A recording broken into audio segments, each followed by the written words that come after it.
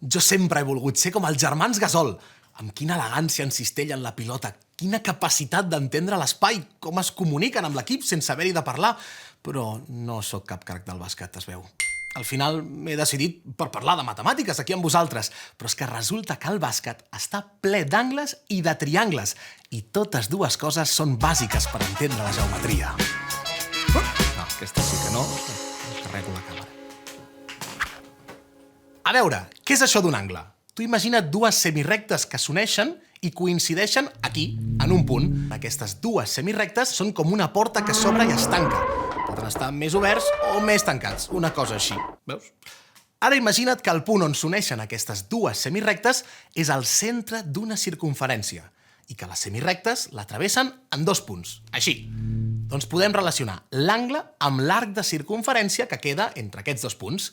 Si l'obres molt, l'angle és més gran, i si l'obres poc, l'angle és més petit. Els angles es mesuren principalment en graus. Un angle de 20 graus, un angle de 45 graus, un angle de 170 graus, però també hi ha més unitats de mesura, com els radians, que equivalen a 57 graus i que són la unitat de mesura dels angles del sistema internacional. Un angle que ocupi la circumferència completa, és a dir, que doni tota la volta a la circumferència, fa 360 graus. És a dir, que un grau és com si dividissis la circumferència en 360 parts iguals, com si fos un pastís dividit en 360 trossos. Segons la seva obertura, podem classificar els angles de la següent manera. Els angles aguts, que mesuren menys de 90 graus. Els rectes, que fan exactament 90 graus, fan una L perfecta. Els obtusos, que fan més de 90 graus, però menys de 180. També tenim els angles plans, que fan exactament 180 graus, un nom molt intuïtiu, la veritat, plans. Llavors hi ha els angles reflexos, que mesuren entre 180 i 360 graus, i finalment els angles complets, que mesuren 360 graus, la volta sencera a la circunferència. Ara que ja saps què és un angle, pots entendre com funcionen els triangles. I és que els triangles són figures geomètriques de 3 costats i de 3 angles. Triangle, ho captes? Tots els seus angles interiors mesuren, quan se sumen entre ells, 180 graus. Els triangles els podem classificar segons el tipus d'angle que tenen. Si tots els seus angles són aguts, és un triangle acutangle. Si un dels seus angles és recte, és un triangle rectangle. I si un triangle té un angle obtús, és un triangle obtusangle. Però també podem classificar els triangles segons els seus costats. En un triangle equilàter, els 3 costats mesuren el mateix. En un d'isòsceles hi ha 2 costats iguals i un de diferent.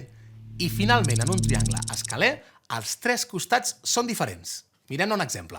Si tracem els segments que els uneixen, es forma un triangle. Doncs aquest triangle que tens aquí dibuixat és, de fet, una de les estratègies ofensives més conegudes del món del bàsquet. És l'atac del triangle. L'han fet servir els Chicago Bulls quan hi jugava Michael Jordan o els Lakers quan hi jugava el mateix Pau Gasol. El fan servir per tenir bones opcions de passada i mantenir el joc sempre actiu. Aquest és un triangle escaler, perquè tots els seus costats són diferents. I també és un triangle acutangle perquè tots els angles són aguts. Et poso a prova.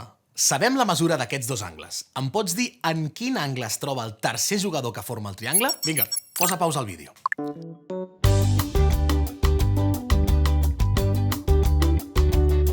Molt bé, la suma d'aquests dos angles és aquesta. Llavors, si dels 180 graus en restem la suma d'aquests dos, el resultat és de 50 graus.